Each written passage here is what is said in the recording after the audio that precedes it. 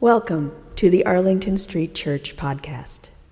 Founded in 1729, Arlington Street continues today as a gathering place for progressive people of faith in the greater Boston area and beyond. We are located at the corner of Arlington and Boylston Streets, across from the Public Garden in Boston, Massachusetts. Please visit ascboston.org for more information about this historic Unitarian Universalist congregation. Arlington Street Church, gathered in love and service for justice and peace. It was Antonio in Shakespeare's The Tempest who said it first. What's past is prologue. He's rationalizing that he's fated to act by all that has happened in the past, leading him to this moment, in this case, to commit murder. Chiseled into the plinth of a statue on the Pennsylvania Avenue side of the National Archives building in Washington, D.C., there it is again. What is past is prologue. It means, I think, that history is a preview. Actually, a D.C. cab driver put it better. There's a funny story about Supreme Court Justice William O. Douglas of blessed memory. He was seated in the back seat of a cab when he passed the National Archives, knowing that D.C. drivers have a reputation for having an opinion on everything. He asked his cabbie what he thought those words meant. The driver turned around for a minute to eye Justice Douglas. "We ain't seen nothing yet." I know the truth of another aphorism, Spanish philosopher George Santayana's, "Those who cannot remember the past are condemned to repeat it," or more popularly, those who do not learn history are doomed to repeat it. I believe that. But I'm not on board with the fatalism of the idea that the past is prologue. Our Unitarian Universalist faith teaches that we always have a choice. And that truly lovely theology, my friends, is a gift from Judaism. Let's take a moment to understand a little bit about the Jewish High Holy Days, and then I'll circle back to the question of fate. The High Holy Days begin at sunset this evening with Rosh Hashanah, marking the beginning of the Jewish New Year. The mood is a mix of reflection on the year just past, hope for the year to come, and gratitude for life. Over the next 10 days, Jewish people will feast and fast, pray, and especially engage in a moral self-assessment, make amends, seek forgiveness, and resolve to do better in the year to come. The Hebrew word for this process is teshuvah. Teshuvah is traditionally translated as repenting, but doing teshuvah literally means returning, as in turning back to a path from which we've strayed. In other words, we can choose and we can change. Some years ago, New York's congregation Rodef Shalom, a large Reform synagogue in the Upper West Side, sent out a hilarious questionnaire along with the forms necessary to reserve and pay for a seat in the temple. Multiple choice responses to the question, "Where would you like to sit during the High Holy Days?" Including, check one, "I would like to sit in the talking section," or the no talking section. "I want a seat located near my in-laws, far from my in-laws, far from my ex-in-laws, close to God, far from God, near the exit." The choice is yours. And returning to the question of fate, here is what their rabbi, Robert and Levine, had to teach me. Behind the magnificent plays of Sophocles, Aeschylus, and Euripides is a conviction that all of us are caught up in a predictable, preordained plan. The Jews, contends historian Thomas Cahill, were the first people to break out of this cycle. the first people to contend that history need not repeat itself. The future, they said, was not preordained, and we can shape the world going forward. I have often said that I am in the business of believing that people can change, that I can change and you can change. I was deeply moved by this story told by an anonymous journalist. I grew up in an observant city neighborhood where the smells of challah and chicken permeated the community every Friday. On the way to my synagogue, there was always Joe. Joe would stand in front of the apartment building, puffing on his Shabbat morning cigarette, greeting us with a sly smile as we walked by. After sundown, as we marched down 8 flights of stairs to avoid using the elevator, Joe would greet us, pushing the elevator button as he bit into his ham sandwich. The grown-ups would shake their heads and murmur about how much Joe had lost in the concentration camps and how he had to try to understand him. One day when I was 15 years old, I walked into shul on Yom Kippur, and there was Joe, dressed neatly, wearing squeaky clean white sneakers and an embroidered kippah on his head.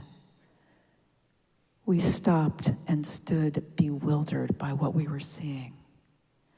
"Joe," my dad said gently, "it's so nice to see you, but what's happened to you?" Joe looked up, tears quickly filling his eyes, and he answered softly, "Hitler is dead, and I have a grandson." The past is not prologue. It may be the reason, the explanation for the present, but there comes a time when the past is no longer an excuse. We have choices. I quoted from Dr. Viktor Frankl's Man's Search for Meaning last Sunday morning, and I want to quote from him again now. In Auschwitz, he learned that those who thought of others survived. We who lived in concentration camps, he wrote, can remember the men who walked through the huts, comforting others, giving away their last piece of bread.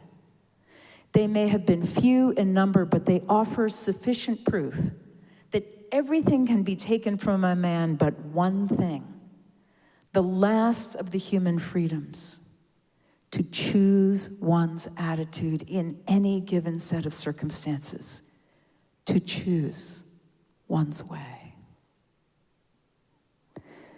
These words were echoed by another survivor in 1986, the great Elie Wiesel, as he accepted the Nobel Prize for Peace, and he said, "Because I remember, I despair.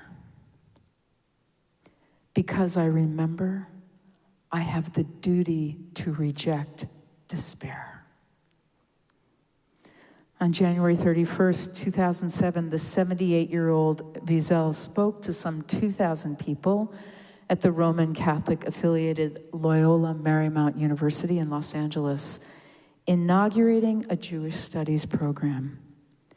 Seated in the front rows were some 50 members of the 1939 Club, an organization of Holocaust survivors.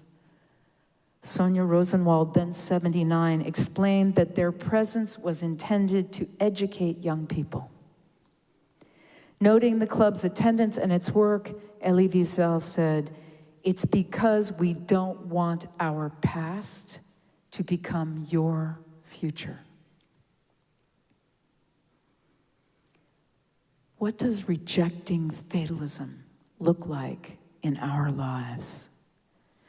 It means being proactive about the unparalleled gift of the present. The biggest and most heartbreaking mistake is when people realize too late how much agency and power we have. Some years ago, a woman in her early 50s showed up here having just been diagnosed with stage 4 lung cancer. In a soliloquy punctuated by a persistent dry cough, She made it clear to me that she had been a heavy smoker for as long as she remembered, treated her body like a truck, and seethed with anger over all the injustice in her life and in the world. She had been unstintingly miserable long before her terminal diagnosis, which only confirmed her worldview. She concluded succinctly, "Why me?" I love the cartoon of the professor writing a wildly complicated math problem on the board. At some point, there's a break in all the numbers and symbols, and she scrawls the word, "The miracle happens here." And then she writes the answer to the equation. Well, I felt like I had landed squarely in "the miracle happens here." This poor woman decided she was going to change her life. It was the only life-affirming choice, and she made it and ran with it. She got curious. She learned to meditate. She stopped with all the self-destruction and did some apologizing. She put an end to her raging and inexorably became enchanted by beauty. She actually endeared herself to some people and made some friends. I wish it hadn't taken a catastrophe to reach her. Nevertheless, the final months of her life were far and away her happiest. I remember sitting with her toward the end, mostly quiet, save for the sound of the oxygen compressor. When she turned on her pillow to look at me, her eyes were wide with surprise. "What is it?" I asked. She answered, "I'm happy."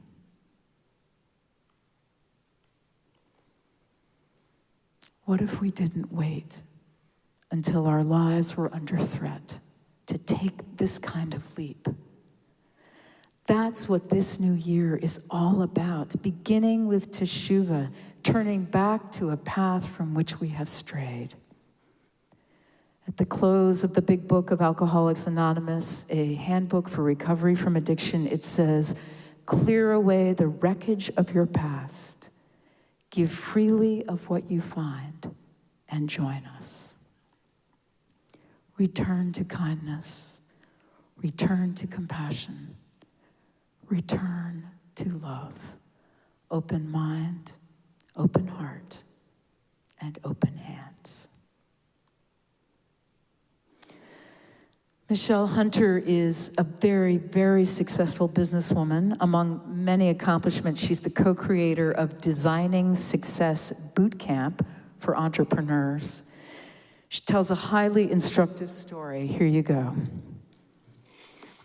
Goal setting.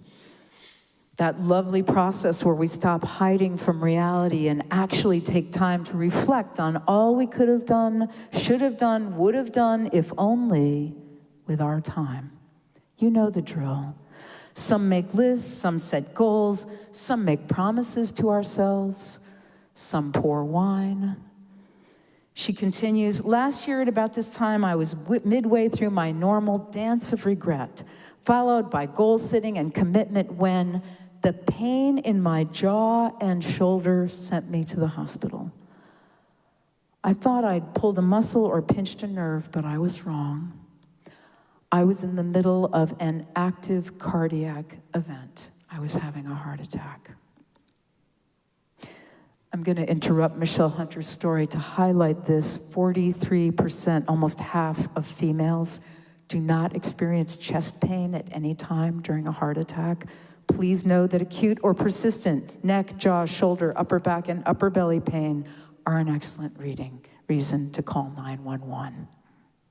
Back to Michelle. She continues, "Suddenly, I was flat on my back in a hospital bed with lots of time to think about the things that were most important in my life. I asked myself some tough questions. As a result, things are drastically different in a good way, and I'm thriving in every way.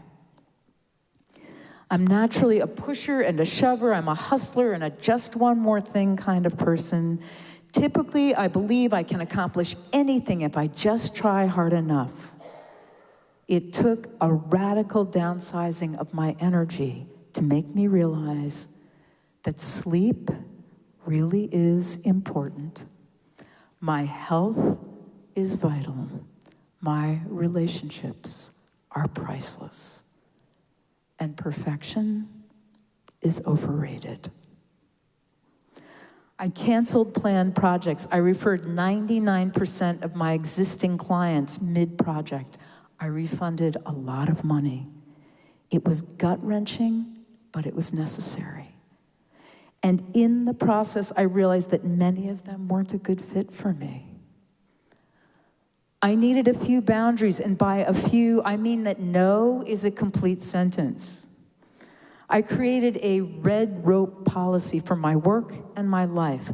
Bottom lines, distinguishing what's okay, what's allowed, and what isn't.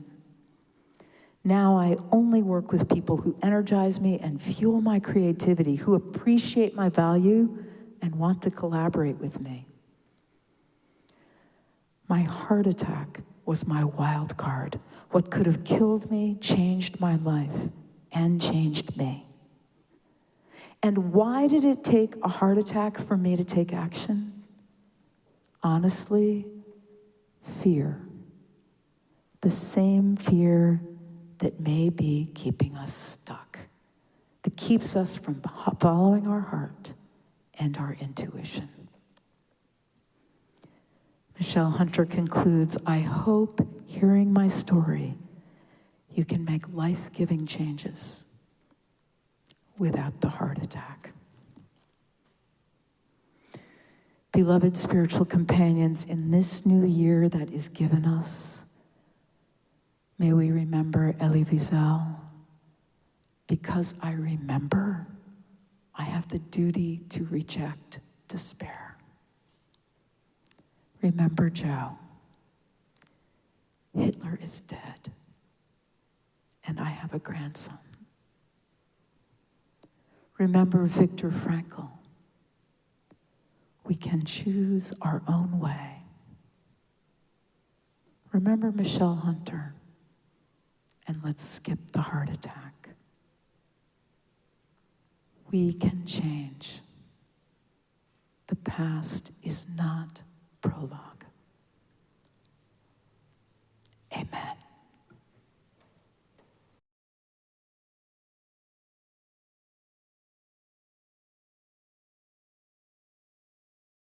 Now for our benediction, I invite you to put your hands over your heart in namaste. I bow to the divine in you. From Donna Markova, I will not die an unlived life. I will not live in fear of falling or catching fire. I choose to inhabit my days, to allow my living to open me, to make me less afraid, more accessible, to loosen my heart until it becomes a wing, a torch, a promise. I choose to risk my significance, to live so that which came to me as seed goes to the next as blossom, and that which came to me as blossom goes on as fruit. Let us keep this faith, beloveds, and pass it on. The service begins when the service ends. Bless your hearts. I love you. Lashana Tova. Amen.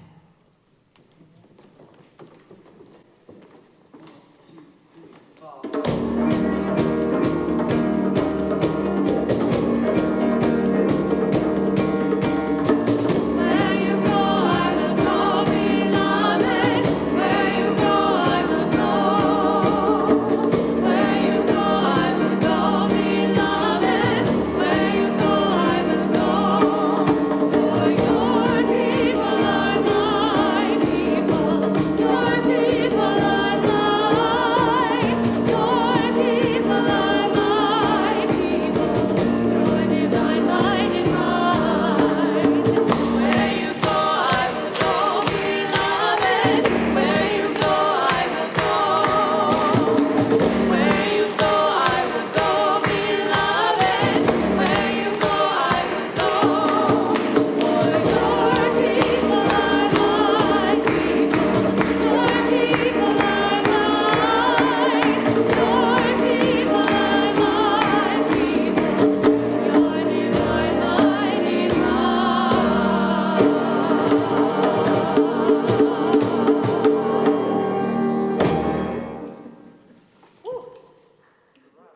please visit ascboston.org for more information about this historic Unitarian Universalist congregation.